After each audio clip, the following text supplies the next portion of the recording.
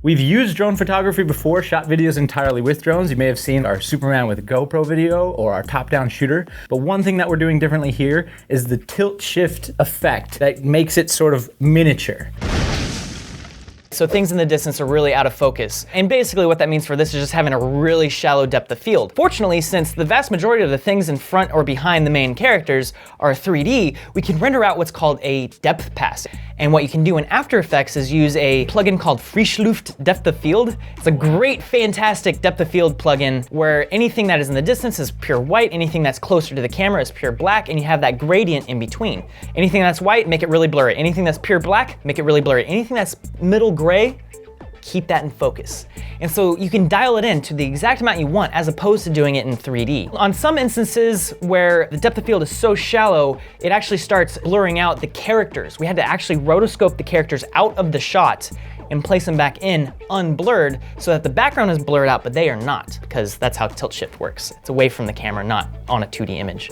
We wanted to establish an entire world and make it feel like we were cruising around this RTS map. Exactly, so we wanted to have enough space to put big lots. And if you look at the original footage, we put down like red solo cups to kind of outline the corners of the building. Fortunately, the guys who made Game of War sent us a bunch of their assets that they used to make the models in the game, but they are all completely untextured. They're just like raw, low quality game models. And I took those and retextured everything in Octane. What's great about that is you can see what the textures look like in real time. It's great. So then you lay out all the buildings, open up your live preview window, and you're like, yes, this looks great. Now time to render. Good thing it renders really fast because there are 1,000 frames per shot. Each render's taking like 15 hours. Even though it's like 1 to 2 minutes per frame, with 1,000 frames, that adds up.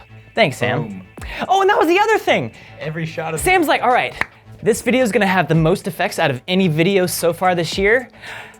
I'm gonna go get married. I'll see you later. See you in 2 weeks. We found the perfect location and couldn't use it because the parks are like, oh yeah, I know this is the perfect place to fly a drone, but you know, rules are rules, so you can't fly that stuff here. My expectation was that we're gonna make a sweet video based off of a classic RTS genre. And we're gonna fly a drone around and track in some buildings and have a little story. The end. We really just needed a wide open field with lots of space that will let you fly a drone there. People don't like us flying drones anywhere. Got the drone up in the air, we flew around, did some test shots, worked flawlessly. We used the DJI Inspire 1, which is pretty much a Corvette on blades. It's the really cool drone that looks like it's something out of Portal, little rectilinear lens on it so you don't get the nasty GoPro fisheye look. We didn't need to operate the camera, we just set the camera to lock. So the roll is locked, direction is looking is locked. The drone, even though it's like doing all this sort of stuff, the camera is locked at a certain position forward. A garden worker comes up and is like, yeah, you can't fly those drones here. We're like, yeah. Can you tell us why? It's like, because you can't fly them. It's like, oh, well, Yeah, right, what are the rules for that? Yeah. If you are looking to get into drone technology and drone flying yourself and you've never done it before, well, a great place to start is Amazon.com. They've got drones on there that are small, fun to fly, completely harmless, and you can crash them and pick them right up again. Yeah, they start at like 20 bucks. Like, you can get that little flying thing, you can throw it in the air and fly it away and come back and catch it for 20 bucks. Yeah. Amazon Prime, 2 days, get it. Perfect. Thanks for watching. I hope you guys learned something, and thanks to Game of War for making this video possible. If you guys have questions, leave us a comment in the section below.